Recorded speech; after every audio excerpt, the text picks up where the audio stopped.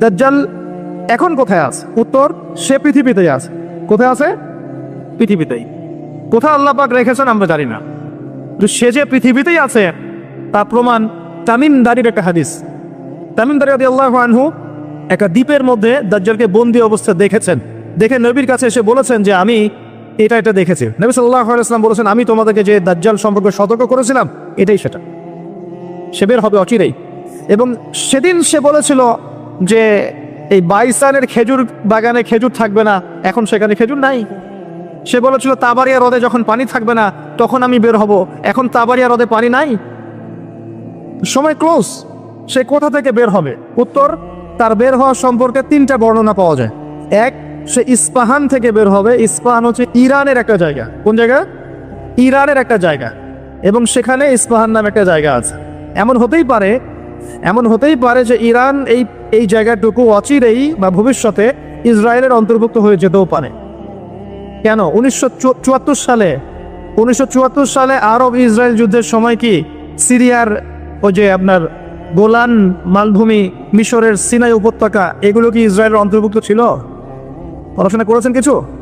এগুলো ইসরায়েলের অন্তর্ভুক্ত ছিল না, এগুলো মিশরের এবং সিরিয়ার ছিল। মাত্র 6 দিনে সে এই আরবদেরকে পরাজিত করে ওই জায়গাগুলো দখল করে ফেলেছে। মাত্র 6 দিনে। কতদিনে? মাত্র 6 দিনও টিকতে পারে না এই মুসলিমরা তার সামনে। তো দেখুন, 6 দিনে এটা করতে পেরেছে 1974 সালেই, আর এখন তো 2022 চলছে। তো ইস্পাহানের ওই জায়গা যে ওর অন্তর্ভুক্ত হয়ে যাবে না, কে গ্যারান্টি দিবে? হতেও পারে। আর আপনারা ইরান ইসরায়েলের সম্পর্ক দাকুরাল দেখেন না?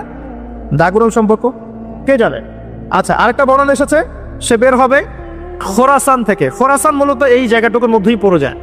আরেকটা হাদিসের মধ্যে আছে শাম এবং ইরাক, ইরাক এবং শাম। শাম মানে যে প্যালেস্টাইন, লেবানন, জর্ডান, এই পুরো জায়গাটার শাম। এই অংশটুকুর মধ্য থেকে, এর মাঝখানে একটা রাস্তা থেকে দাজ্জাল মানুষের রূপে আত্মপ্রকাশ করে।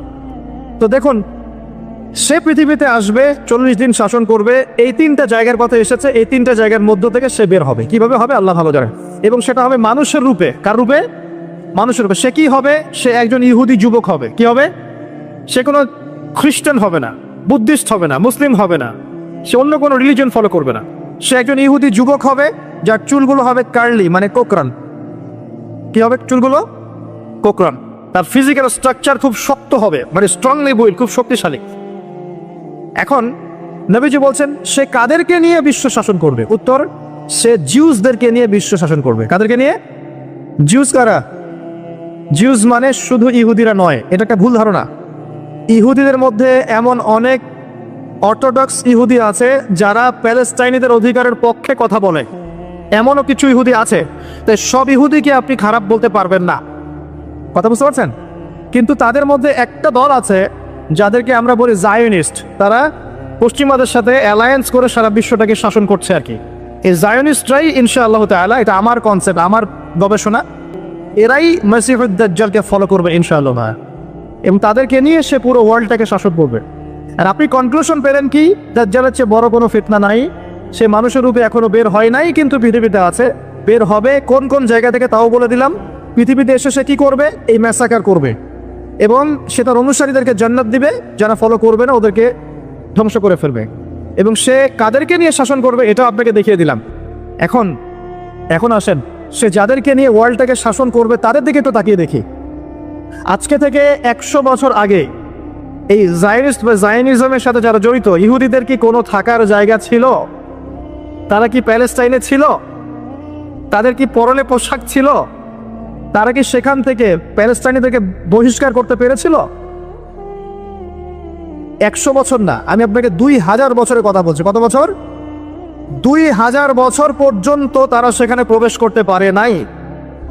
আর রাসূল সাল্লাল্লাহু আলাইহি ওয়াসাল্লামের জামানা, তারপর আবু বকর সিদ্দিক, তারপর ওমর, তারপর উসমান, তারপর আলী রাদিয়াল্লাহু আনহুম, তারপর উমাইয়াদের প্রায় 90 বছর, আব্বাসীয়দের 500 বছর, ফাতেমিদের খেলাফত, কর্ডোভার ইসলামী খেলাফত, মামলুকদের শাসন, সালাউদ্দিন আইয়ুবী রাহিমাহুল্লাহর সময়, এই মুঘলদের সময়, ওসমানীয়দের সময়, কোনো সময় তারা প্যালেস্টাইনে ঢুকতে পারে নাই। 1914-এ যখন ফার্স্ট ওয়ার্ল্ড ওয়ার হয়েছে, তারপর ব্রিটেন সেখান থেকে চলে গিয়ে ওদেরকে জায়গা করে দিয়েছে। ওইখান থেকে 100 বছর হয়ে গেল তারা সেখানে আরবদের নাকের ডগায় বসে পুরো আরবদেরকে না, পুরো বিশ্বকে শাসন করছে। দাজ্জালকে আপনি দেখেননি, তার অনুসারীদেরকে আপনি দেখেন। তাদের অবস্থা এখন কি? জি বলছি, যাদের থাকার জায়গা ছিল না, খাবার ছিল না, পানি ছিল না, কোনো সার্বভৌমত্ব ছিল না, কোনো রাষ্ট্র ছিল না, তারা এখন পুরো বিশ্বে শক্তিশালী। শুধু তাই নয়, যারা মিলিটারি অ্যাফেয়ার্স সম্পর্কে জানেন, যারা পলিটিক্স করেন, যারা আপনার অর্থনীতি বোঝেন, তারা আমার কথা বুঝবেন, অন্যরা হয়তো বুঝবে না। তারা সেখান থেকে সারা ওয়ার্ল্ডের ব্যাংকিং সিস্টেমগুলো নিয়ন্ত্রণ করে ফেলেছে। আপনি ওদের বাইরে যেতেই পারবেন না। এবং তারা ওদের ব্যাংকিং সিস্টেম দিয়ে সারা ওয়ার্ল্ডকে সুদখোর বানিয়েছে। সুদ ছাড়া কোনো লোন তারা দিবে না। একটা IMF এর লোনের জন্য কত চড়াই উতরাই পার করতে হয় আপনি জানেন না? ইকোনমিক্স পড়েন তাহলে বুঝবেন। এমনি এমনি দিবে না, সুদ ছাড়া তো দিবেই না। আর সুদটা আমাদের শোধ করতে হবে না, শোধ করতে হবে। তো এদের সিস্টেমটাই সুদভিত্তিক ইকোনমিক সিস্টেম। ফাইন্যান্সে যান, ফাইন্যান্স, পুরো ওয়ার্ল্ডের যে ফাইন্যান্সগুলো আছে এগুলো ওদের হাতে। মিডিয়াতে যান, সারা ওয়ার্ল্ডের বড় বড় মিডিয়াগুলো ওদের হাতে। আপনি পলিটিক্যাল দর্শনগুলোতে যান, পুরো ওয়ার্ল্ডে যে পলিটিক্যাল সিস্টেমগুলো চলছে এগুলো লঞ্চ ওরাই করেছে। খেলাফা নাই, ওই যে খলিফা খিলাফা এটা বাদ, এখন ওদের দর্শনগুলো চলছে। তারপরে কি? অস্ত্র শস্ত্রের দিকে যান, অস্ত্র শস্ত্র, সারা বিশ্বের যত মারণাস্ত্র, নিউক্লিয়ার ওয়েপেন্স এবং থার্মো নিউক্লিয়ার ওয়েপেন্স সবকিছু এখন ওদের কাছে। কয়টা মুসলিম কান্ট্রির কাছে নিউক্লিয়ার ওয়েপেন্স আছে বলেন? কয়টা মুসলিম কান্ট্রির কাছে আকাশ প্রতিরক্ষা ব্যবস্থা আছে, মিসাইলস আছে? উত্তর কোরিয়ার কাছে থাকলেও দেখা যায় যে তুরস্কের কাছে নাই। দেখবেন যে কি বলবো, চায়না, রাশিয়া ওদের কাছে থাকলেও আমাদের আরব কান্ট্রির কাছে নাই। তো দেখেন, ওয়ার্ল্ডকে এই জায়গা থেকে বোঝেন, বিশৃঙ্খলা করে না। দাজ্জালকে যদি বিশ্ব শাসন করতে হয়, আপনাকে যদি বিশ্ব শাসন করতে হয়, আমাকে যদি বিশ্ব শাসন করতে হয়, তাহলে আমাকে বিশ্বের মিডিয়া, প্রযুক্তি, ফাইন্যান্স, ইকোনমিক্স, পলিটিক্স নিয়ন্ত্রণ করতে হবে কি হবে না? সহজ কথা বলেন, হবে কি হবে না? হবে না? আপনার যদি ইকোনমিক কোনো পাওয়ার না থাকে, ডমিনেন্স না থাকে, আপনি কি সারা ওয়ার্ল্ডের ইকোনমি নিয়ন্ত্রণ করতে পারবেন? শ্রীলঙ্কা কি পারবে সারা বিশ্বের ইকোনমি নিয়ন্ত্রণ করতে? পারবে? বাট USA পারে, কারণ ডলার। কারণ কি? ডলার। বুঝতে পারছেন কথা? এই যে মালদ্বীপ কি পারবে সারা ওয়ার্ল্ডের মিডিয়া নিয়ন্ত্রণ করতে? পারবে? পারবে না। বাট ইসরায়েল পারবে, বাট বিকজ ওর কাছে গুগল, অ্যাপল সব ওদের। তার মানে এক কথায়, ওয়ার্ল্ডকে রুল করতে হলে আপনার ওয়ার্ল্ডের বড় বড় জিনিসগুলোকে নিয়ন্ত্রণ করতে হবে না? দাজ্জাল না আসলেও তার অনুসারীরা এগুলো অলরেডি নিয়ন্ত্রণ করে ফেলেছে। আমি কি এখন আপনাদেরকে বোঝাতে পারছি যে নূর বা আলো কি জিনিস? নূর অর্জন করলে আপনি এমন কিছু দেখবেন, এমন কিছু বুঝবেন যেটা সবাই বুঝবে না। কিন্তু একজন সাহাবীর নাম বলি, আনাস বিন নাজার। কি নাম? আনাস বিন নাজার রাদিয়াল্লাহু আনহু। তিনি উহুদের যুদ্ধের মাঠে কি করছেন আমি আপনাকে একটু দেখাই। একটা গুজব ছড়িয়ে পড়েছে যে মুশরিকরা মুহাম্মদ সাল্লাল্লাহু আলাইহি ওয়াসাল্লামকে নাকি হত্যা করেছে। নাউজুবিল্লাহ। কারণ উহুদের যুদ্ধে আমাদের নবীর এখানে আঘাত লেগেছে, এই যে ভ্রুর এই নিচে কড়া ঢুকে গেছিল, একটু পায়ের মধ্যে আঘাত পেয়েছিলেন, তারপর দাঁত মোবারক শহীদ হয়ে গিয়েছিল। আব্দুল্লাহ বিন কামিয়া নামে এক লায়নাহুল্লাহ, এক মুশরিক নবীজিকে আঘাত করেছিলেন। ঠিক আছে? তো একটা গুজব ছড়িয়ে পড়েছিল যে মুশরিকরা মুহাম্মদ সাল্লাল্লাহু আলাইহি ওয়াসাল্লামকে হত্যা করেছে। নাউজুবিল্লাহ। তখন অনেক সাহাবী অস্ত্র ফেলে দিয়ে বসে যান, যে নবী নাই, আমরা যুদ্ধ করে কি করব? কথা বুঝতে পারছেন? তারা হাতে হাত রেখে বসে আছে। এখন এই আনাস বিন নাদর রাদিয়াল্লাহু আনহু তিনি বলছেন, কি হয়েছে তোমাদের, সমস্যা কি? তখন সাহাবীরা বলছেন, মুহাম্মদ সাল্লাল্লাহু আলাইহি ওয়াসাল্লাম তো শহীদ হয়েছেন, ইন্তেকাল করেছেন, আমরা যুদ্ধ করে কি করব? তখন আনাস বিন নাদর রাদিয়াল্লাহু আনহু বলছেন যে মুহাম্মদ সাল্লাল্লাহু আলাইহি ওয়াসাল্লাম যদি নিহত হয়ে থাকেন, তাহলে আমরা আর বেঁচে থেকে কি করব? চলো আমরা যুদ্ধ করে শহীদ হয়ে যাই, আমরা আর এখানে বেঁচে থেকে কি করব? তখন তিনি ছুটছেন ঘোড়া নিয়ে। আর সাদ বিন মুয়াজ নামে একজন সাহাবী। কোন সাহাবী?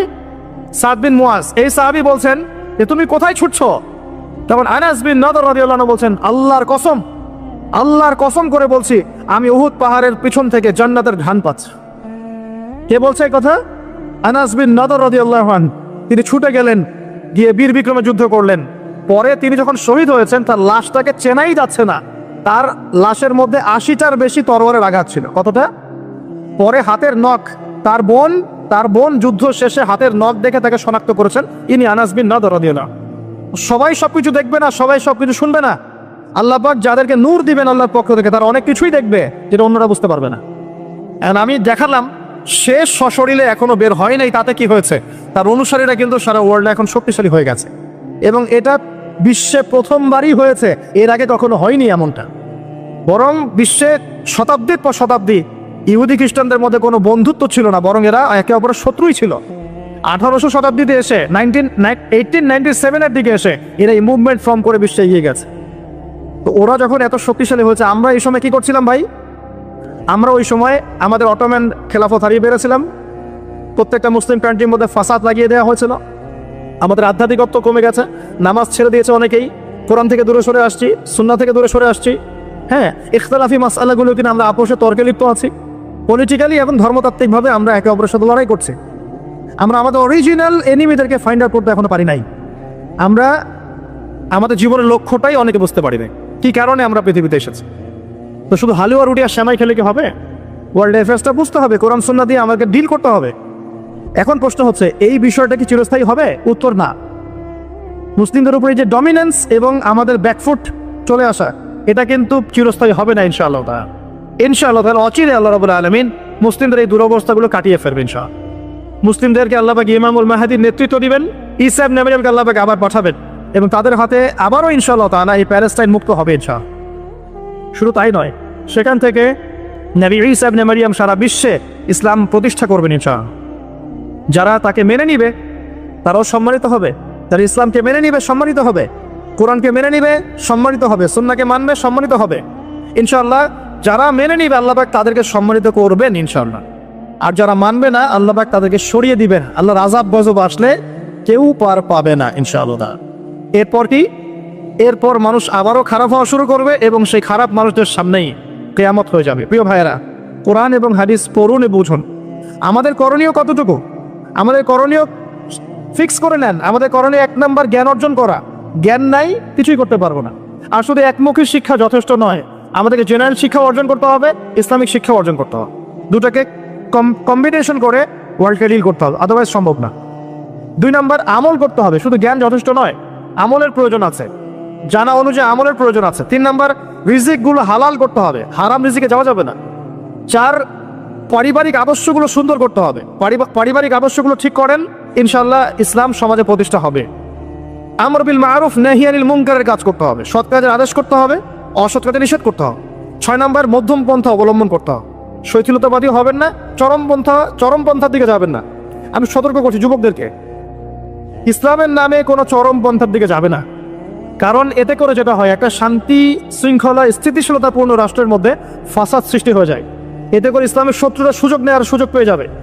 আর প্রয়োজন হচ্ছে আমাদের যে প্রতিভা আল্লাহ পাক দিয়েছেন, জান মাল সময় শ্রম কথা কলম অ্যাসোসিয়েশন যেটাই হোক, যতটুকু প্রতিভা আল্লাহ পাক দিয়েছেন এটা দিয়ে ইসলামকে এগিয়ে নেওয়ার চেষ্টা করতে হবে। আপনি লিখতে পারেন লিখেন, বলতে পারেন বলেন, আপনি অ্যাসোসিয়েশন ভালো বোঝেন, একটা ফাউন্ডেশন করেন, সমাজ কল্যাণমূলক কাজ করেন, এতিমদের জন্য কিছু করেন, বিধবাদের জন্য কিছু করেন, একটা মসজিদ মাদ্রাসা করেন, একটা ভালো স্কুল কলেজ করেন, এমন কিছু করেন যেটা নিয়ে আপনি ইসলামের কল্যাণে আল্লাহর কাছে আপনার দলিল পেশ করতে পারেন যে আমি দুনিয়াতে থেকে আল্লাহ তোমার দিনের জন্য এতটুকু করে আসতে পেরেছি।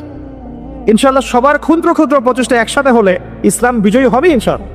আপোষের বিভক্তিগুলো কমিয়ে ফেলেন, আপোষের বিভক্তিতে যায় না, ছোট ছোট বিষয়গুলোতে সময় নষ্ট করেন না।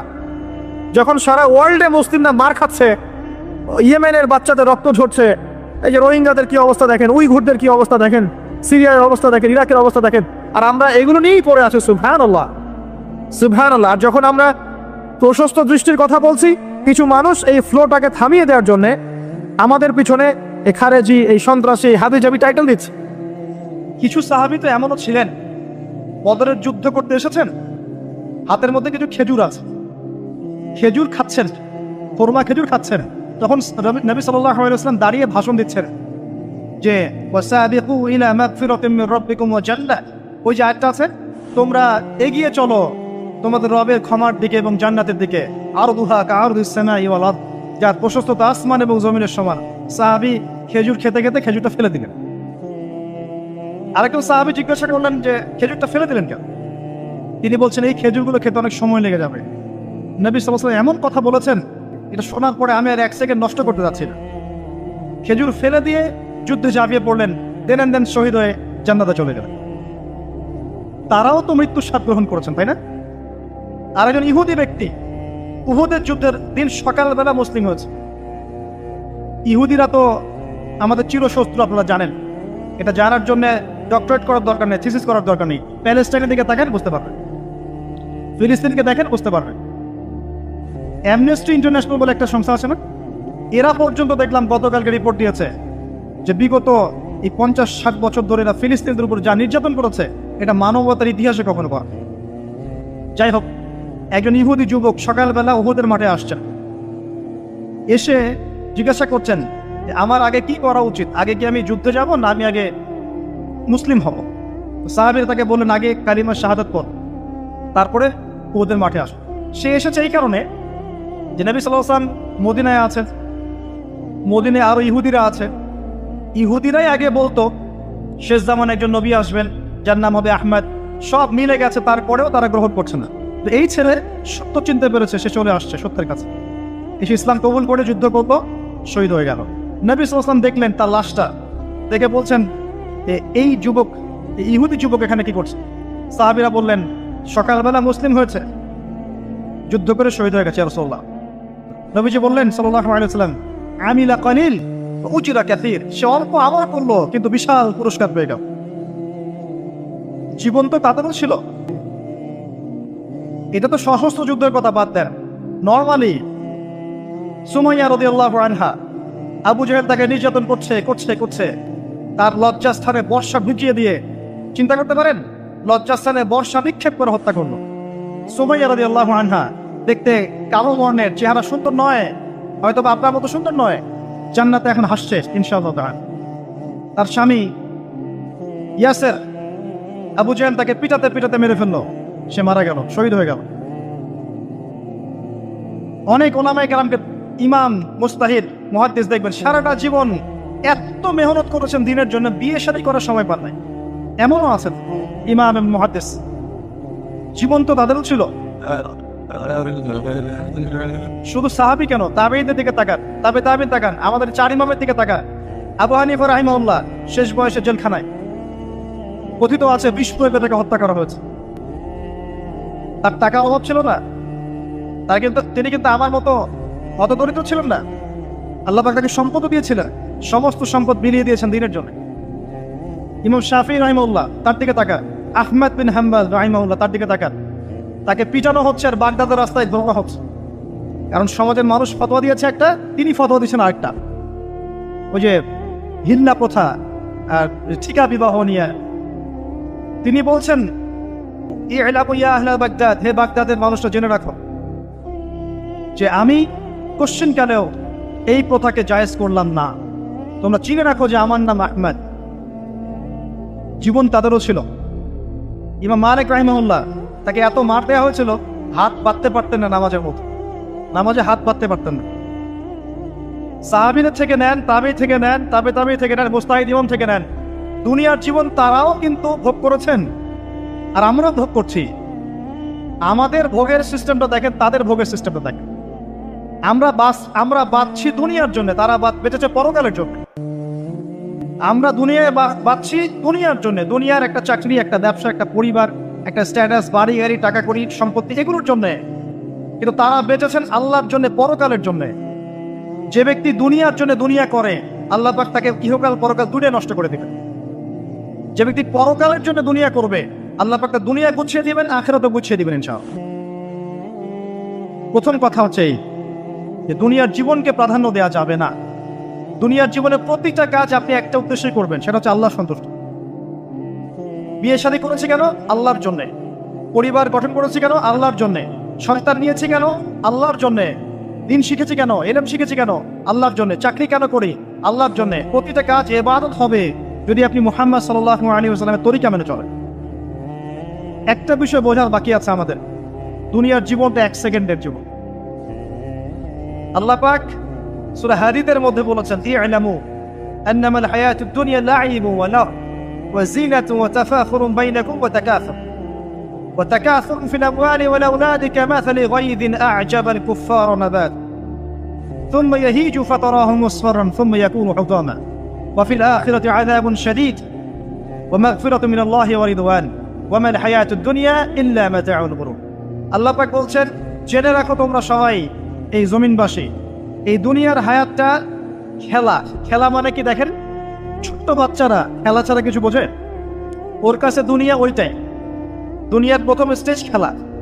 বললাহ একটু বড় হবে, যখন কিশোর হবে, ওর কাছে ঠাট্টা হাসি তামাশা, ডোন্ট কেয়ার, দুনিয়াতে কোনো কিছু নেই, খাওয়া দাওয়া ফুর্তি করো, লাতি।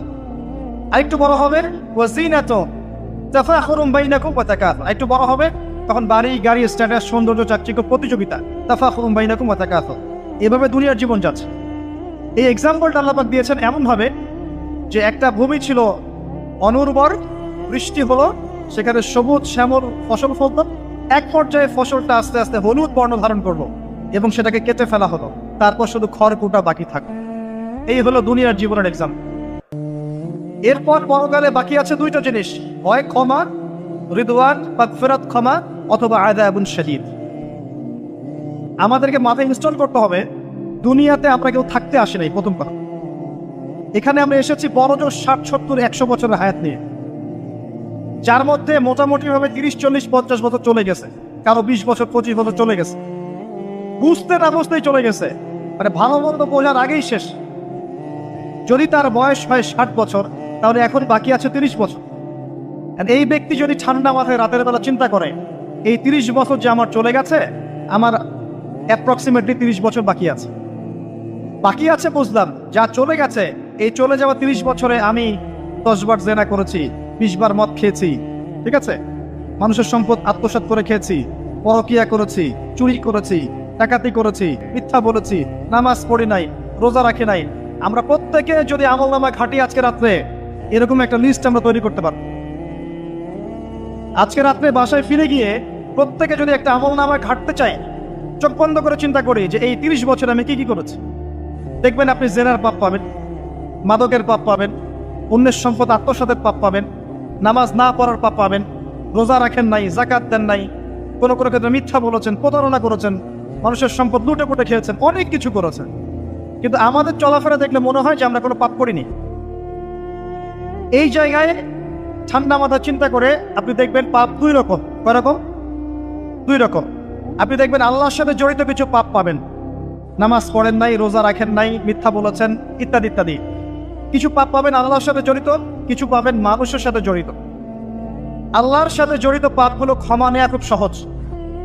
ওযু করে এসে 2 রাকাত নামাজ পড়ে চোখের জল ফেলে দিয়ে, চোখের পানি ফেলে দিয়ে আল্লাহর কাছে হাত তুলে খালি যদি বলে আল্লাহুম্মা আনতা রব্বি, বলেন আল্লাহুম্মা আনতা রব্বি লা ইলাহা ইল্লা আনতা খলাকতানি আনা আবদুক ওয়া আনা আলা আহদিক ওয়া ওয়া'দিকা মাসতাতা'তু আউযু বিকা মিন শাররি মা সানা'তু আবুউ লাকা বিনি'মাতিকা আলাইয়া ওয়া আবুউ বিযানবি ফাগফিরলি ফাইন্নাহু লা ইয়াগফিরু যুনুবা ইল্লা আনতা। এটা না পারেন, অ্যাটলিস্ট আস্তাগফিরুল্লাহাল্লাযী লা ইলাহা ইল্লা হুয়াল হাইয়ুল কাইয়ুম 3 বার চোখের পানি ফেলে দেন, আল্লাহর কাছে ওয়াদা করেন আল্লাহ যা করেছি ছেড়ে দিব, আগামী যতদিন বেঁচে থাকবো কোরআন এবং সুন্নাহর বাইরে এক চুল যাব না ইনশাআল্লাহ। এবং আগামী দিনগুলোতে আল্লাহ পাক তোমার আদেশ যখন যেভাবে আসবে আমি পালন করবো ইনশাআল্লাহ। যদি আল্লাহ পাক মনের মধ্যে খুলুসিয়াত দেখেন যে তাওবাতান নাসুহা করছে, মন থেকে তওবা করছে, আল্লাহ পাক আপনার সমস্ত গুনাহগুলোকে নেকিতে কনভার্ট করতে পারে। আল্লাহ পাক শুধু গুনাহ মাফ করবেন তা নয়, আল্লাহ পাক গুনাহগুলোকে নেকি দিয়ে পরিবর্তন করতে পারে। আমি দলিল দিচ্ছি, ইল্লা মান তাবা, সূরা ফুরকান পড়ে দেখেন, তারা ব্যতীত যারা তওবা করলো, ওয়া আমানা ওয়া আমিলা আমালান সালিহা, এবং যারা ঈমান এনেছে এবং সৎ আমল করলো, উলাইকা ইউবাদদিলুল্লাহু সাইয়্যাতিহিম হাসানাত, আল্লাহ পাক এই সব মানুষের গুনাহগুলোকে নেকি দিয়ে পরিবর্তন করে দিবেন ইনশাআল্লাহ। আমাদের নবী মুহাম্মদ সাল্লাল্লাহু আলাইহি ওয়াসাল্লাম দিনে 70 বার, কোন বর্ণনা এসেছে 100 বার তওবা করতেন। 100 বার পড়তেন আস্তাগফিরুল্লাহ ওয়া আতুবু ইলাইহি, আস্তাগফিরুল্লাহ ওয়া আতুবু ইলাইহি। যার আগের কোনো পাপ নাই, পিছনের কোনো পাপ নাই, দিনে 100 বার তওবা করতেন। আমরা একটা রাত এভাবে চিন্তা করেছি যে আমার পাপ কি কি। আজকে রাত্রে গিয়ে চিন্তা করেন, দেখবেন আপনি একটা পাপে পরিপূর্ণ একটা আমলনামা পাবেন। এবার আপনি চিন্তা করেন যে আপনি যদি আগামী 30 বছর বাঁচেন বা 40 বছর বাঁচেন, এই সময়টাকে আপনি কিভাবে মূল্যায়ন করতে চান। প্রথম একটা মূলনীতি বলেছে, দুনিয়ার জীবনকে প্রাধান্য দেয়া যাবে না। ওয়ামা হাদিহিল হায়াতুদ দুনিয়া ইল্লা মাতাউল গুরুর, সম্পূর্ণ মরীচিকা। মরীচিকা দেখেছেন? দুনিয়ার জীবন যে কি জিনিস, যারা আল্লাহর পথে পরীক্ষার সম্মুখীন হয়েছে ওরা জানে। মানে কিচ্ছু না, মানে মুহূর্তে আল্লাহ পাক ইহকাল পরকালের ফয়সালা করে ফেলবে। আমরাও বুঝবো, এটা আমরা বুঝবো না এমন নয়। ইয়াং ছেলে রাস্তায় যাচ্ছে, বাইক নিয়ে খুব দাবরানি দিচ্ছে, আছে না, হঠাৎ অ্যাক্সিডেন্ট, ডেড, স্পট ডেড। এটা দুনিয়ার জীবন তার। সারা জীবন দুনিয়ার পিছনে ছুটেছে, শেষ বয়সে হতাশ, কিছুই পেলাম না। পাবে না, কারণ আল্লাহর পথে না চললে শেষ বয়সে কেউ কিছু পাবেন না। যন্ত্রণা, হতাশা, গ্লানি ছাড়া তখন দেখবেন আত্মহত্যা করে শেষ। ডেট। একটা কথা বলছিলাম যে আপনি চলার পথে কোরআন সুন্নাহর প্রতিকূলে আমল, আকীদা, মানহাজ, মুআমালাত এগুলো দেখলে কি করবেন? কোরআন সুন্নাহকে অগ্রাধিকার দিবেন নাকি চলমান বিষয়টা অগ্রাধিকার দিবেন? ইবাদত করতে এসে দেখছেন আমলের নামে বেদাত চলছে, কি করবেন? বেদাতীদের সাথে আপোষ করবেন না কোরআন সুন্নাহয় ফিরে আসবেন? আপনি তাওহীদের ক্ষেত্রে দেখছেন মানুষ ইসলামের নামে শিরক করছে, এখন আপনি কি সংখ্যাগরিষ্ঠ মানুষকে অগ্রাধিকার দিবেন না কোরআন সুন্নাহর কাছে আসবেন? অর্থনৈতিক জীবনে গিয়ে দেখছেন মানুষ বেশিরভাগই হারাম রিজিক খাচ্ছে, এখন আমি যদি বলি যে দুনিয়ার জীবনে টিকে থাকতে হলে আমাকে এগুলোতে গায়ে আপোষ করে চলতেই হচ্ছে, তাহলে কিন্তু কোশ্চেন কেন কোরআন সুন্নাহকে প্রাধান্য দেওয়া হলো না? তখন আপনি কি করবেন? পরিবার চালাতে গিয়ে দেখছেন যে পরিবারের বেশিরভাগ লোক আপনার কথা শোনেন। আপনি কোরআন এবং সুন্নাহকে দিয়ে পরিবার চালাতে চান, তারা পশ্চিমা সংস্কৃতি দিয়ে পরিবার চালাতে চায়, হিন্দি সিরিয়াল দিয়ে, গান বাজনা, ডুগি তবলা এগুলো দিয়ে। বেনামাজি, নামাজ রোজার খবর নাই, তালিম নাই, ইসলামিক নৈতিকতা নাই, কিচ্ছু নাই, জীবনের কোনো উদ্দেশ্যই নাই। এরকম পরিবার নিয়ে আপনি চলছেন করবেন, কাকে প্রাধান্য দিবেন? খুব ডিফিকাল্ট প্রশ্নগুলো কিন্তু, এবং এগুলো প্র্যাকটিক্যাল, এগুলো হচ্ছে। এখন চাকরি খুঁজতে গেছেন, আপনি দেখছেন যে ঘুষ না দিলে চাকরি পাচ্ছেন না, কি করবেন আপনি? তা পড়াশোনা করতে গেছেন, ছেলে মেয়ের ফ্রি মিক্সিং জেনা ছাড়া পড়াশোনাই করতে পারছেন না, কি করবেন তখন? ইউনিভার্সিটিতে গেছেন, ইউনিভার্সিটির পরিবেশগুলো দেখছেন ইসলাম কোথায় আর ইউনিভার্সিটি কোথায়, কি করবেন আপনি তখন?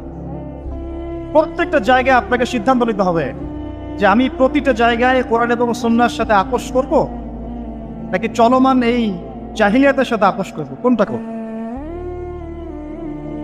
বিশ্বাস করেন, যখন আপনি মনের মধ্যে এই চেতনা লালন করতে পারবেন এবং আল্লাহ আপনাকে হেদায়েত দিবেন যে হ্যাঁ কোরআন সুন্নাহই সমস্ত সমস্যার সমাধান, এবং এর মধ্যে আল্লাহ পাক প্রতিটা বিষয়ের সলিউশন নাজিল করেছেন, আপনি মেনে নেবেন, চলবেন, তখন আপনি বাধা পাবেন, প্রচুর বাধা পাবেন।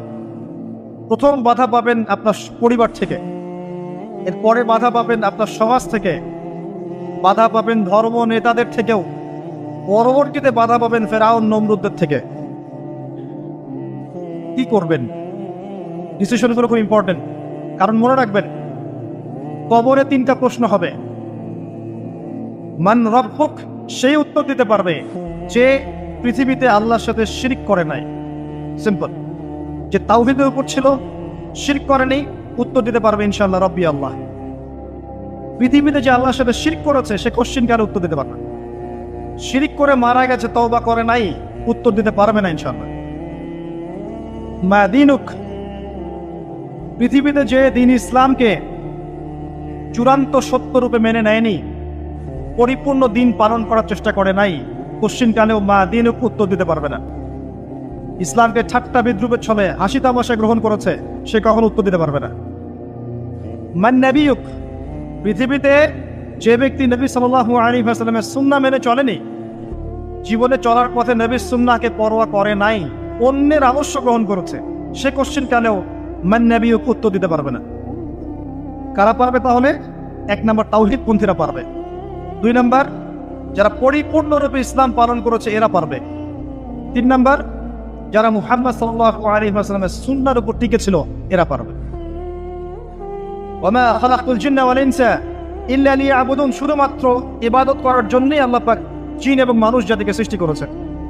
আপনাকে আল্লাহ পাক এই হায়াতটা দিয়েছেন, এখন বাকি সময়টা চিন্তা করেন আগামী 30-40 বছর কিভাবে কাটাতে চান। দুনিয়ার জন্য বাঁচবেন না আল্লাহর জন্য বাঁচবেন? যদি আল্লাহর জন্য বাঁচতে চান, সর্বশেষ হেদায়েত আল কোরআন এবং সর্বশেষ নবী মুহাম্মদ সাল্লাল্লাহু আলাইহি ওয়াসাল্লাম, এর বাইরে কিচ্ছু নাই ভাই।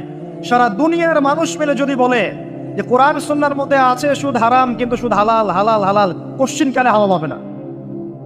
সারা দুনিয়ার মানুষ একটা মাঠে যদি এসে বলে সুদ হালাল, সুদ ভালো, কোশ্চিন কালে হালাল হয়ে যাবে না, হারামই থেকে যাবে। সারা দুনিয়ার মানুষ যদি বলে পর্দা করার দরকার নাই, এটা সেকেলে, এটা সেকেলে হয়ে যাবে না, এটা ফরজ থেকে যাবে। কিচ্ছু নাই কোরআন সুন্নাহর বাইরে, কিচ্ছু নাই। যা আছে দেখছেন বোগাস, যার কোনো ভিত্তি নাই, মানুষের মন গড়া প্রবৃত্তির অনুসরণ। এখন আপনি যখন কোরআন এবং সুন্নাহর কাছে আসতে চাইবেন, তখন কিন্তু আপনি চতুর্দিক থেকে বাধা পাবেন। এই পথ চলাটা এত সহজ হবে না। হ্যাঁ, কাদের জন্য সহজ হবে? যারা প্রোটেস্ট্যান্ট মুসলিম হবে। কি মুসলিম? প্রোটেস্ট্যান্ট মুসলিম। এটা কেমন? মানে ওটাও ঠিক এটাও ঠিক, সুদ খেলেও হয় না খেলেও হয়, পর্দা করলেও হয় না করলেও হয়, নামাজ পড়লেও হয়, মাঝে মাঝে সারলেও হয়, যাকাত দিলেও হয় না দিলেও হয়। মডারেট প্রোটেস্ট্যান্ট মানে কোরআন সুন্নাহয় যা আছে এগুলো খুব কঠিন মনে হয়, একটু মৌলবাদী মনে হয়, এগুলো মানলে তো এই যুগে চলা যায় না, এগুলো ওই যুগের জন্য। এরকম ভরসনে যারা চিন্তা করবে তাদেরকে কষ্ট পেতে হবে না। তারা দেখবেন কষ্ট না করেই দুনিয়ার জীবন কাটিয়ে দিচ্ছে, ওদের কোনো বাধা বিপত্তি আসবে না। আপনি যখন কোরআন সুন্নাহকে আঁকড়ে থাকবেন, কেমন করে আঁকড়ে থাকবেন? মারির দাঁত দিয়ে কামড়ে থাকবেন, নবীজি বলেছেন। মারির দাঁত দিয়ে কামড়াতে বলেছেন, সামনের দাঁত দিয়ে কামড়ালে ছটকে যাবে, টান দিলে ছিঁড়ে যাবে। মারির দাঁতে কামড় দিলে টান দিলে সহজে ছিঁড়বে না। এভাবে থাকলে আপনার বাধা আসবে। এখন আপনার সামনে দেখবেন আপনি কিছু ফিতনা এবং কিছু সলিউশন। আপনি নিয়াত করেছেন যে আপনার যে গুনাহগুলো হয়েছে এগুলো থেকে আপনি তওবা করবেন ইনশাআল্লাহ। আগামী দিনগুলো আপনি কোরআন এবং সুন্নাহ অনুসারে চলবেন। এই কথা সেটা একমত আছেন তো? এখন চলতে গিয়ে দেখবেন যে আপনি কিছু স্পষ্ট বিষয় দেখতে পারবেন যেগুলোর সাথে আসলে কোরআন সুন্নাহর খুব একটা মিল পাওয়া যাবে না। আপনি দেখবেন স্পষ্ট শিরক করছে মুসলিমরা, আপনি দেখবেন স্পষ্ট বেদাত করছে, আপনি দেখবেন হারাম খাচ্ছে। মুসলিম যুবকরা মাদক, পর্নোগ্রাফি, জেনা, ফিমিক্সিং, আপনার জুয়া, ক্যাসিনো, এই যে আপনার টিকটক প্রজন্ম, এগুলো নিয়ে ব্যস্ত আছে। আপনি স্পষ্ট দেখবেন মেয়েরা বেহায়ের মতো ঘুরে বেড়াচ্ছে। আপনি স্পষ্ট দেখবেন যে আপনি হালালে থাকলে চাকরি পাচ্ছেন না। আপনি স্পষ্ট দেখবেন পরিবারের লোকজন কথা শোনে না। আপনি এমনও দেখবেন ওলামায়ে কেরামের মাঝে ঐক্য নাই, এমন দেখবেন। আপনি এমনও দেখবেন যে মানুষ দিনকে দুনিয়ার বিনিময়ে বিক্রি করে দিচ্ছে। আর এমন দেখবেন যারা আপনার উপরে আছে তারা দিন সম্পর্কে তেমন কোনো জ্ঞান রাখে না। এমন জটিল পরিস্থিতিতে আপনি কি করবেন তখন? এরপরে আপনি যখন বিশ্বের দিকে তাকাবেন তখন দেখবেন বিশ্বের সমস্ত পরাশক্তিরা ঐক্যবদ্ধ ইসলামের বিরুদ্ধে। বিশ্বের সমস্ত বড় বড় পরাশক্তিরা ঐক্যবদ্ধ ইসলামের বিরুদ্ধে। দেখবেন আপনি ইসলামের কোনো খিলাফা নাই, দেখবেন কোনো ইমাম নাই, কোনো আমির নাই, কোনো জামাআ নাই। দেখবেন আপনি সেই রকম সালফে সালেহিনের যুগের মতো শৌর্যবীর্য, ব্যক্তিত্ব, গায়রাত কিছু নেই। মনে হবে যেন আমরা দাসত্বের শৃঙ্খলা আবদ্ধ হয়ে গেছে। তখন আপনি কষ্ট পাবেন মনে মনে। আপনার মধ্যে ইমান থেকে থাকলে আপনি কষ্ট পাবেন, ভিতর থেকে কষ্ট ফিল করবেন। যদি প্যারালাইজড রোগী হয়ে থাকেন তাহলে কষ্ট ফিল করবেন না। চেতনা থাকে দিনের, কষ্ট ফিল করবেন। তখন আপনার স্ট্রাগল শুরু হবে। তখন আল্লাহ যদি আপনাকে বুঝ দেন, আল্লাহ দেখবেন আপনি কি করেন। আপনার মেধা দিয়ে আল্লাহ কি করেন, আপনি কি করেন, আপনার অর্থ দিয়ে আপনি কি করেন, আপনার হায়াতটা দিয়ে আপনি কি করেন, আপনার এই যে জনবল দিয়ে আপনি কি করেন, আল্লাহ আপনাকে যা দিয়েছেন তা দিয়ে আপনি দিনের জন্য কি করছেন, আল্লাহ পাক তখন দেখবেন। এই জায়গায় আমি আপনাকে কিছু সলিউশন বলছি। এটা শুধু আপনাকে বলছি তা নয়, আমি নিজেও এটা ফিল করি, লালন করি। আর আমি এমন কিছু বলবো না যা আমি নিজে আপনার জন্য পছন্দ করি না। যেটা আমি নিজের জন্য পছন্দ করি সেটাই আপনাকে বলবো। প্রথম কথা, এখানে আপনাকে গাইডেন্স দেবে আল কোরআন। এরকম সিচুয়েশনে আপনাকে পথ দেখাবে অনলি আল কোরআন, এরপর নবী সাল্লাল্লাহু আলাইহি ওয়াসাল্লামের হাদিস। এখানে আপনার দায়িত্ব আসবে প্রথমত কোরআন পড়া শিখতে হবে। প্রথম কাজটা কি ভাই? কোরআন পড়া শিখতে হবে, তেলাওয়াত শিখতেই হবে, নিয়মিত তেলাওয়াত করতে হবে। একটা দিন যাবেন আপনার জীবনে যে কোরআন তেলাওয়াত আপনি করেন না, ইনশাআল্লাহ। বেশি থেকে বেশি করবেন, বেশি থেকে বেশি। আমার পরামর্শ হচ্ছে দিনে এক পারা করে করার চেষ্টা করুন। এরপর দায়িত্ব চলে আসবে আপনার কোরআন বোঝা। আপনি কিছু অংশ মুখস্থ করবেন, হিফজ করবেন, অর্থটা বোঝার চেষ্টা করবেন, কোরআনের ভাষাটা শেখার চেষ্টা করবেন। এর সবকিছু আপনি বুঝতে পারবেন না, তখন কি করবেন? আলেম ওলামার কাছে যাবেন, তাদের সোহবতে গিয়ে পড়ে থাকবেন।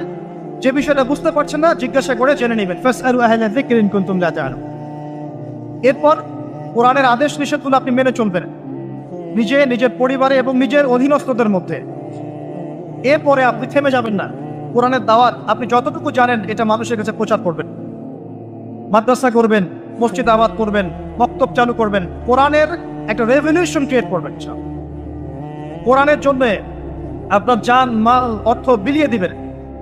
ওই একটা ছোট কাজ দেখবেন পরকালে জান্নাতে যাওয়ার ওসিলা হয়ে গেছে ইনশাআল্লাহ।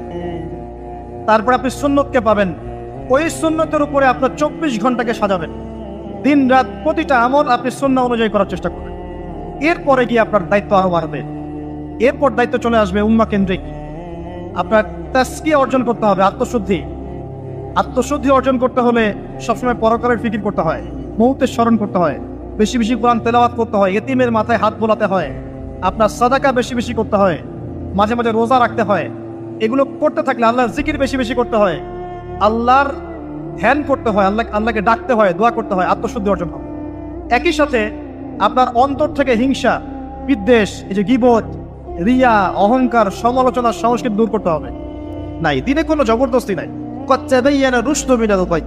সত্য আর মিথ্যা স্পষ্ট হয়ে গেছে, চাপিয়ে দেওয়ার কিছু নাই। বরং আল্লাহ পাক ধর্ম নিয়ে বাড়াবাড়ি করতেও নিষেধ করেছে, কিন্তু সত্যটাকে উপস্থাপন করতে আল্লাহ পাক শিক্ষা দিয়েছে। তাই একজন খলিফার কাজ কি? ন্যায়ের মানদণ্ডে মানুষের মাঝখানে বিচার ফয়সালা করা, অন্যায় না করা। ওমর রাদিয়াল্লাহু আনহু নিজের ছেলে অন্যায় করার পরেও তাকে নিষেধে শাস্তি দিয়েছেন। আরেকটা বলবো, ওই যে ঘটনা জানেন, রাত্রেবেলা জনগণের খোঁজ খবর নিতেন তিনি। শুনতে পেলেন যে মায়ের সন্তানরা কান্নাকাটি করছে। জিজ্ঞাসা করলেন কেন কান্নাকাটি করছে সন্তান। তখন এই মহিলা বলছে, সন্তানের মারা বলছে, ওয়াল্লাহি হাদা বাইনি ওয়া বাইনা ওমর, আল্লাহর কসম করে বলছি এটা আমার এবং ওমরের মাঝখানের বিষয়। আমি ওমরের নামে আল্লাহর কাছে নালিশ করব। কি নালিশ করবে? যে ওমরের আমলে আমি না খেয়ে আছি, আমার সন্তান না খেয়ে আছে। কথা বুঝতে পারছেন? এই কথা শোনার সাথে সাথে ওমর রাদিয়াল্লাহু আনহুর বুকে আল্লাহ পাকের ভয় চলে আসে, হৃদয় প্রকম্পিত হলো। প্রকম্পিত হওয়ার পর তিনি নিজে চলে গেলেন মদিনায়, যেটাকে বলি আমরা বাইতুল মাল, রাষ্ট্রীয় সম্পদ যেখানে থাকতো ওটাকে বাইতুল মাল বলা হতো। সেখান থেকে একটা আটার বস্তা নিজের কাঁধে উঠিয়েছেন, উঠিয়ে নিজে পায়ে হেঁটে ওই মহিলার বাসায় যাচ্ছেন। তার পাশে থাকা একজন সাহাবী, তিনি বলছেন, তার নাম আসলাম রাদিয়াল্লাহু আনহু, তিনি বলছেন যে ইয়া আমিরুল মুমিনিন, হে আমিরুল মুমিনিন, আমাকে দিন, আনা আহমিলুক, আমি এটাকে বহন করে নিয়ে যাই। আপনি চলেন, সাথে সমস্যা নেই, আমি বহন করে নিয়ে যাই অ্যাটলিস্ট। তখন ওমর রাদিয়াল্লাহু আনহু বলছেন, দিলের কান দিয়ে শোনেন কথাগুলো। ওমর রাদিয়াল্লাহু আনহু বলছেন, হাল আনতা তাহমিলু উযরি ইয়াউমাল কিয়ামাহ, তুমি কি কিয়ামতের মাঠে আমার পাপের বোঝা বহন করবে? সুবহানাল্লাহ, চিন্তা করে দেয়। নিজের হাতে গেলেন, রান্না করে খাওয়ালেন, তারপরে বললেন আগামীকাল তুমি আমিরুল মুমিনিনের দরবারে এসো, সেখানে আমাকে পাবে। এই হলো ওমর রাদিয়াল্লাহু আনহুর খেলাফত। একদিন তিনি তার যে উট, এটাকে পরিষ্কার করছেন। আলী রাদিয়াল্লাহু আনহু দেখে বলছেন, আমিরুল মুমিনিন, আপনি পরবর্তী জেনারেশনের জন্য অনেক কঠিন আদর্শ রেখে যাচ্ছেন। আপনি এত কাজ করছেন, তারপরে নিজের কাজও নিজে করছেন। তখন ওমর রাদিয়াল্লাহু আনহু বলছেন, ওয়ালা তালুমুনি ইয়া আবুল হাসান, হে আবুল হাসান, আমাকে এভাবে বিব্রত করো না, কারণ আমি ভয় করি যে আমি যে অর্ধবিশ্ব শাসন করছি, তারপরে আমি ভয় করি যে আমার এই শাসনের আন্ডারে যদি একটা রাখালও না খেয়ে মারা যায়, আমি ভয় করি আল্লাহ এই জন্য আমাকে জবাবদিহি করাবে। আরেকটা বলে শেষ করে দিই, আমর ইবনে আস রাদিয়াল্লাহু আনহু, তিনি একজন গভর্নর, কোথাকার? মিশরের। কার আমলে আছেন? ওমর রাদিয়াল্লাহু আনহুর সময়। তো তার ছেলের নাম হচ্ছে মুহাম্মদ। তো সে মুহাম্মদ আমর ইবনে আসের ছেলে রাদিয়াল্লাহু আনহু, বাবার পলিটিক্যাল পাওয়ারে মিশরের মানুষের উপরে কিছুটা জুলুম করা শুরু করেছে। এটা হয় না এমন? মাঝে মাঝে এমন হয় না? হতে পারে। তো এখন ওই মিশরের কিপ্তি এক লোক যার উপর জুলুম করেছে, এই ভদ্রলোক এসে ওমর রাদিয়াল্লাহু আনহুকে নালিশ করছে যে আপনার নিযুক্ত এই গভর্নরের ছেলে আমাকে জুলুম করেছে। এবার ওমর রাদিয়াল্লাহু আনহু চিঠি লিখে পাঠালেন যে বাবা এবং ছেলে দুইজনকে মদিনায় নিয়ে আসো। দুইজনকে মদিনায় নিয়ে আসা হলো। আনার পরে ওই কিপ্তিকে ডাকা হচ্ছে, আইনার কিপ্তি, কিপ্তি কোথায়? কিপ্তি আসলো, এসে বলছে, এই যে আমি আমিরুল মুমিনিন। নিজের হাতের লাঠিটা এই কিপ্তির হাতে দিয়ে আমিরুল মুমিনিন বলছেন, ইদরিব ইবনুল আকরামিন, এখন সবার সামনে তুমি এই সম্মানিত ছেলেকে পিটাও। চিন্তা করে দেখেন, মসজিদ নববীর মধ্যে অনেক সাহাবী আছেন, তাদের সামনে আমর ইবনে আস রাদিয়াল্লাহু আনহু আছেন, তার ছেলেকে তার সামনে পিটাতে বলা হচ্ছে। কে বলছেন? ওমর রাদিয়াল্লাহু আনহু। সেই কিপ্তি বিব্রত, যাই হোক পিটালেন। অনেকক্ষণ মারার পরে যখন সে থামলো, তখন ওমর রাদিয়াল্লাহু আনহু বলছেন, হ্যাল শাফাইত, তুমি কি সন্তুষ্ট হয়েছো? বলছে, শাফাইত ওয়া শাফাইত, আমি সন্তুষ্ট হয়েছি এবং তৃপ্তি হয়েছে, আমি ন্যায় বিচার পেয়েছি। আচ্ছা, এবার কি? আলান, এখন ইদরিব আলান আদ-দারবু আলা রাসি আমর, এখন আমর ইবনে আসের মাথার উপরে এই লাঠি দিয়ে মারো। ওয়াল্লাহি মা দারাবাকা ইল্লা বিফদলি সুলতানি, আল্লাহর কসম করে বলছি, আমর ইবনে আসের ছেলে তার বাবার পলিটিক্যাল পাওয়ারেই তোমার গায়ে হাত তুলেছে। আমি কি শাসন বোঝাতে পারছি? এরকম শাসকতা আল্লাহ পাক নিষেধ করেন নাই, বরং এই শ্রেণীর শাসক হতে পারলে আরশের ছায়া আল্লাহ পাক ছায়া দিবেন সব। আল্লাহ পাক বলেছেন তার হাবিবের মাধ্যমে 7 শ্রেণীর মানুষকে আল্লাহ রাব্বুল আলামিন কিয়ামতের মাঠে আরশে আজিমের ছায়া ছায়া দেবে। কয় শ্রেণী? তার মধ্যে প্রথম হচ্ছে ইমামুন আদিল, ন্যায়পরায়ণ শাসক। এই জন্য আমি খুব দোয়া করি মন থেকে আল্লাহ পাক আমাদের যাকে যেখানে দায়িত্ব দিয়েছেন সবাইকে তার জায়গায় ন্যায়পরায়ণ হওয়ার তৌফিক দান করুন। আমরা সবাই দোয়া করব। সমালোচনা করা সহজ, একটা মানুষ যখন কাজ করবে কাজের সময়ে ভুল ত্রুটি ধরা সহজ, কিন্তু সেই কাজ নিজে করা এত সহজ নয়। আমরা যারা দিনের পথেও চলি দেখবেন সমালোচকের অভাব আছে, অভাব নাই, কিন্তু নিজে একটা বই লিখুক, নিজে একটা লেকচার দেখ, 10 জন মানুষের সামনে দাঁড়িয়ে কথা বলুক, দিনের কিছু ভালো কথা উপস্থাপন করুক, দেখবেন নাই, পারবে না। কিন্তু সমালোচনা করা সহজ, ফেসবুকে বসে বসে 2-4 লেখা সহজ, ফেসবুকে বসে শুয়ে শুয়ে 2-4 লাইন লেখা সহজ, কনস্ট্রাকটিভ কাজ করা এত সহজ নয়। আর সবচেয়ে কঠিন কথা হচ্ছে আমাদের সবাইকে আল্লাহর কাছে ফিরে যেতে হবে এবং যার যার দায়িত্ব বুঝিয়ে দিতে হবে। আল্লাহ পাক আমাদের সবাইকে দাউদ আলাইহিস সালামের মতো, সুলাইমান আলাইহিস সালামের মতো, আদম আলাইহিস সালামের মতো আল্লাহর খলিফা হওয়ার তৌফিক দান করুন। সামনে যাই, যে কথা থেকে এখানে আসছি ভাই, কোরআনের সূরাগুলো আপনাকে কি দিবে? আলো দিবে।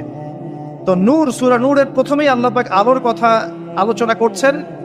কোন টপিক দিয়ে? জেনা দিয়ে, ব্যভিচার দিয়ে। যে ব্যভিচার যদি কেউ করে, জেনা যদি কেউ করে, তাকে তোমরা 100টা বেত্রাঘাত করো।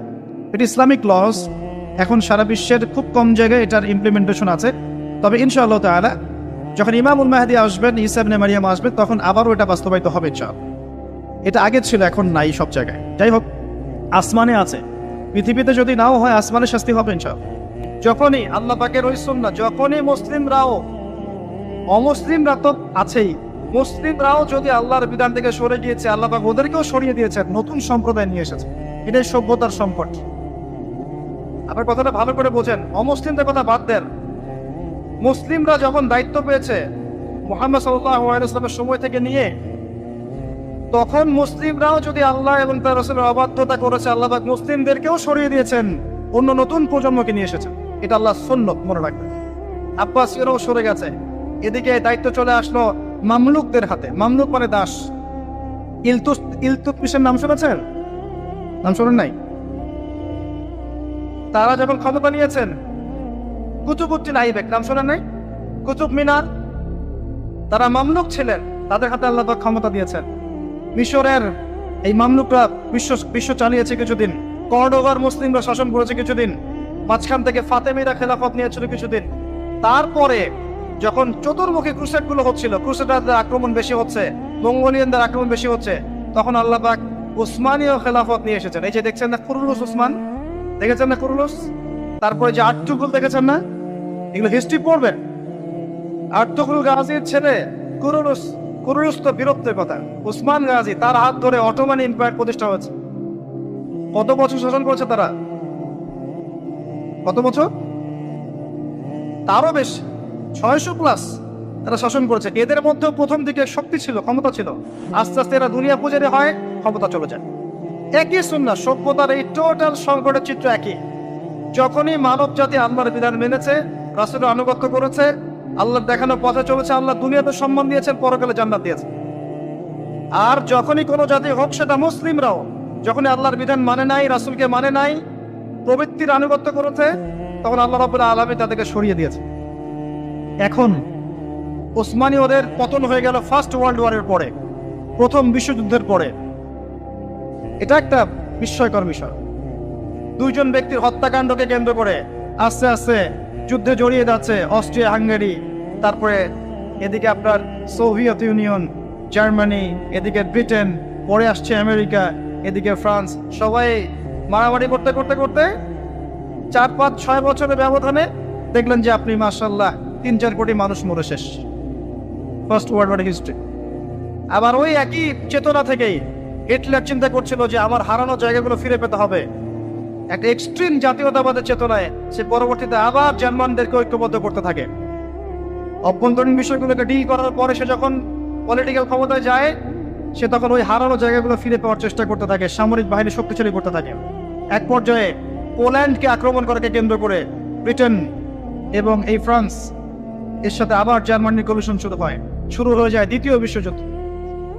দ্বিতীয় বিশ্বযুদ্ধ হতে হতে এক পর্যায়ে আমেরিকা জয়েন করে, এদিকে জাপান জয়েন করে, আস্তে আস্তে অটোম্যানরাও জড়িয়ে পড়ে। এই যে অটোম্যানরা, তার আগেও তারা জড়িয়েছে আপনার ফার্স্ট ওয়ার্ল্ড ওয়ারে। তারা ফার্স্ট ওয়ার্ল্ড ওয়ারে জড়িয়েছে, সেকেন্ডটাতে আসলে ওদের তেমন প্রস্তুত ছিল না। আস্তে আস্তে জড়িয়ে পড়তে পড়তে ওই যে হিরোশিমা নাগাসাকির বোমাবাজি দিয়ে যুদ্ধ শেষ হয়, সারেন্ডার করে। শুরু কোথায় শেষ কোথায়, বিশ্ব দেখলো কিভাবে মানুষ মরলো। আমাদের আলামত ছিল এগুলো, বেশি বেশি মানুষ মারা যাবে, মানুষ জানবে না কি কারণে মারা হচ্ছে আমাকে, আর হত্যাকারীও জানবে না কেন মারছে আমি তাকে। এটাতে আরো প্রায় 7-8 কোটি মানুষ মরে শেষ। আর সামনে আপনাদের অপেক্ষা করছে ইনশাআল্লাহ তাআলা আরেকটা ওয়ার্ল্ড ওয়ার, যেটা হবে ইনশাআল্লাহ আল্লাহু আ'লাম বিস-সাওয়াব, যেটা হবে নিউক্লিয়ার ওয়ার। যার ব্যাপারে হাদিসে এসেছে ইরাকের ফোরাতের সোনাকে কেন্দ্র করে যুদ্ধটা হবে, যেখানে 99% কমব্যাটেন্ট মারা যাবে। প্রতি 100 জনের মধ্যে 99 জন যোদ্ধা এখানে মারা যাবে, 99%। আর ঢাল তলোয়ার দিয়ে যুদ্ধ করলে 99% মানুষ মারা যায়। নিঃসন্দেহে এখানে এমন কোনো ওয়েপন্স থাকতে হবে যেটা ম্যাস ডিস্ট্রাকটিভ, নিউক্লিয়ার ওয়েপন্স থাকতে হবে, যেটার সামনে বিশ্ব দাঁড়িয়ে আছে। তবে এই পুরো ঘটনায়, এই অটোম্যানদের পতনের পর থেকে, ফার্স্ট ওয়ার্ল্ড ওয়ারে যখন তারা পতন হয়ে গেল, তারপর থেকে ওয়ার্ল্ডকে রুল করা শুরু করে দিল বড় বড় কিছু পরাশক্তি। যেমন প্রথমে কিছুদিন রুল করেছিল জার্মানি, তারপরে ব্রিটেন, তারপরে আমেরিকা, এখন রুল করতে যাচ্ছে ইসরায়েল। আস্তে আস্তে আস্তে আস্তে সভ্যতা এগিয়ে যাচ্ছে। এবং এই সময় এসে নবী সাল্লাল্লাহু আলাইহি ওয়াসাল্লাম অসংখ্য ফিতনার কথা আপনাকে বলে গেছেন।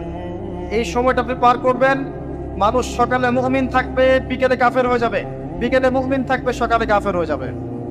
নগ্নতা বাড়বে, সেনা বাড়বে, ধর্ষণ বাড়বে, হত্যা বাড়বে, পারিবারিক মূল্যবোধের অবক্ষয় ঘটবে।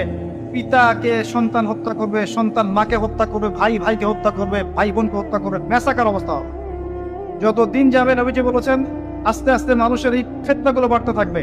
মেয়েদের সংখ্যা বাড়বে, ছেলেটা কমে যাবে, সময় সংক্ষিপ্ত হবে, বেশি বেশি ভূমিকম্প হবে, মহামারী, দুর্যোগ, বন্যা, জলোচ্ছ্বাস বাড়তে থাকবে, পৃথিবীতে কলুষণ বাড়তে থাকবে। যতদিন যাবে সভ্যতা এভাবে সংকটময় অবস্থার দিকে যেতে থাকবে, এবং এমন একটা অবস্থায় গিয়ে দাঁড়াবে যে ওয়ার্ল্ডটা দুভাগে বিভক্ত হয়ে যাবে, এক ভাগ মুসলিমদের, আরেকবার অমুসলিমদের। আর আল্লাহ পাক তাদের মাঝে কলুষণ লাগিয়ে দিবেন, এবং এর মধ্য দিয়ে আল্লাহ পাক সভ্যতাগুলোকে ধ্বংস করে দিবেন ইনশাআল্লাহ আযজা ওয়া জাল। যারা জিও পলিটিক্স বোঝে না, ওদেরকে গিয়ে বলবেন যে ইউক্রেন রাশিয়ার বিষয়টা কি, তারা বলবে ইউক্রেনের উপর আল্লাহর গজব পড়েছে, ব্যাস, দ্যাটস অল।